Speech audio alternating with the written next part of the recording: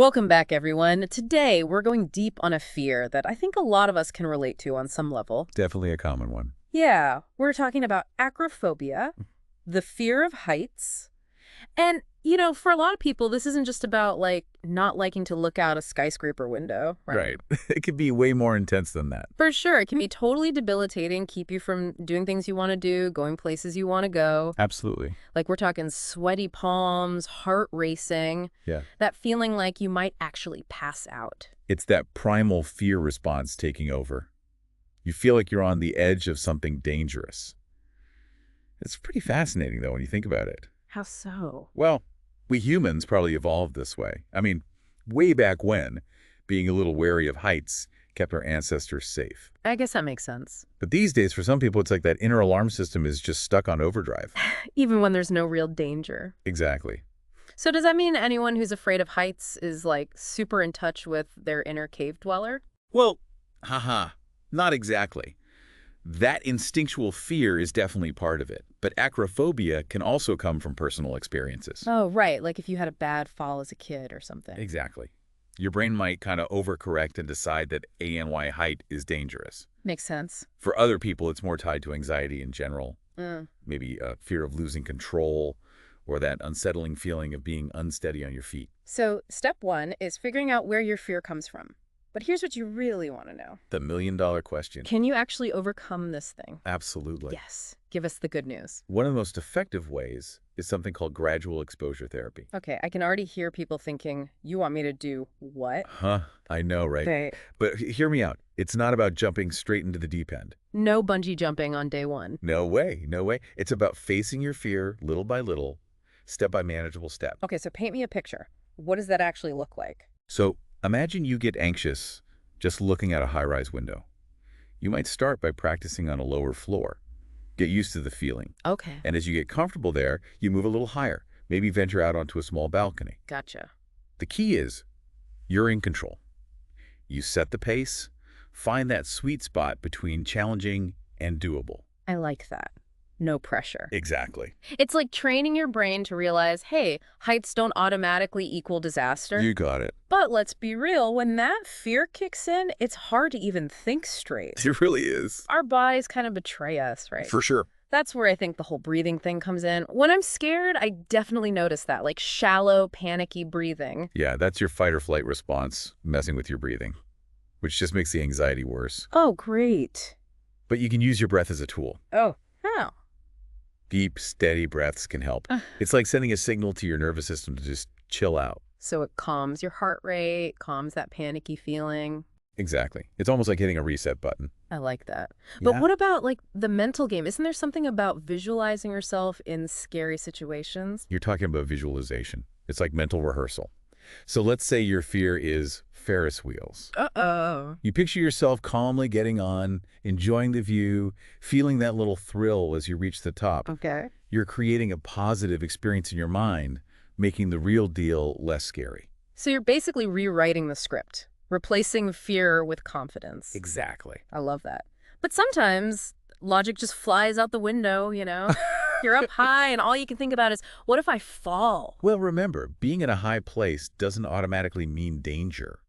Modern buildings, bridges, observation decks, they're built with safety in mind. It's about separating the real risk from the fear-fueled one in your head. Look, we've got railings, we've got safety glass, we've got engineers who know what they're doing. Exactly. We're not, dangling off a cliff here. Right.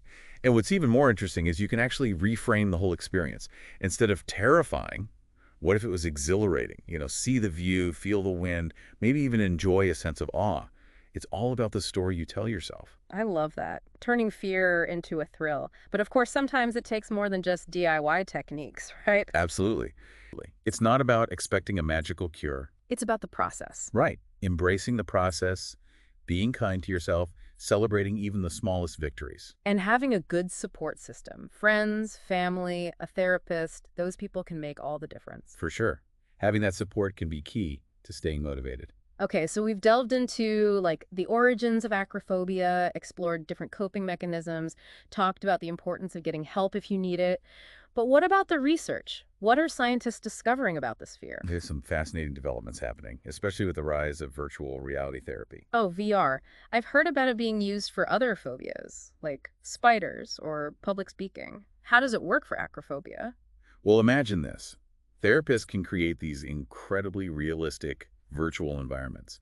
Balconies, bridges, skyscrapers. You can experience those heights safely. All from the comfort of the therapist's office. Exactly. And the early research is really promising. People using VR therapy are seeing significant reductions in their fear and anxiety. That's amazing. So it's like exposure therapy on steroids. You could say that. It's a real game changer. That's incredible. You know, one thing we touched on earlier that I find really interesting is the role of visual perception in acrophobia. It's not just an emotional response, right? Well, definitely not. There might actually be differences in how people with acrophobia literally see height. Right. Research suggests they might perceive heights differently. They tend to overestimate them. Wait, so a 5-story building might look like 10 stories to someone with acrophobia? It's possible. Their visual system might be amplifying those height cues, which then makes the fear even worse. Oh, wow, that's wild. So it's this whole complex interaction between our eyes, our emotions, and our overall experience of heights. It really is. Yeah. And understanding that interplay is crucial for developing more effective treatments. We're not just treating the fear itself, we're addressing how they're seeing the world.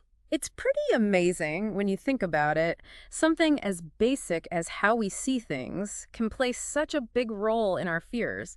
It really shows you how complex acrophobia is. But I think what's been so encouraging in this deep dive is there's so much hope. There really is. Like, there are ways to manage this fear, even overcome it. And one of the first steps is just realizing you're not alone in this. Millions of people deal with this fear. Right, knowing that you're not the only one can be huge. It can be really empowering. And finding that community where people understand what you're going through, that's got to be so helpful. Absolutely. Speaking of helpful, I want to circle back to something we talked about earlier.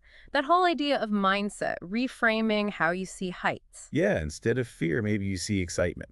I like that. So instead of fixating on the potential danger, you shift your attention to the positives. Right, exactly. Okay, I'm game. Give me some examples. What's positive about feeling like you're about to step off the edge of the world? Well, the view, for one, being up high often gives you these incredible panoramic views. That's true. You don't get that from ground level. And it's not just what you see.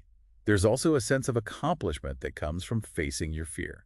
Like, hey, I did this. I'm stronger than I thought. Exactly. And those little victories can build momentum. I can see that. It becomes less about the fear, more about what you can achieve. So we're shifting the focus. Stunning views, a sense of accomplishment, personal growth. Exactly. And over time, those positive associations can outweigh the negative ones. The fear starts to lose its power. It's like rewiring your brain to see heights as an opportunity, not a threat. Right. Before we wrap up, I want to acknowledge that everybody's journey with this is different. Absolutely. There's no one-size-fits-all approach. It's about finding what works for you, what feels safe, what helps you feel more comfortable. And remember, progress isn't always linear. There will be setbacks. For sure. Moments of doubt, times when the fear feels really intense. The key is to just keep moving forward. Even if it's just baby steps. Exactly. And don't forget about support. Talk to your friends, your family, find a therapist. There are even online communities dedicated to helping people overcome their fears. So many resources out there. You are not alone on this journey. With the right approach and a belief in yourself, you can conquer acrophobia It's true. and open up a world of possibilities. We've covered so much ground today, from the science behind the fear to practical strategies for managing it. Hopefully you found this deep dive both insightful and empowering. And for those of you ready to take that first step, remember, there's help out there. Every step of the way. Until next time, keep exploring, keep learning, and keep pushing beyond your comfort zone.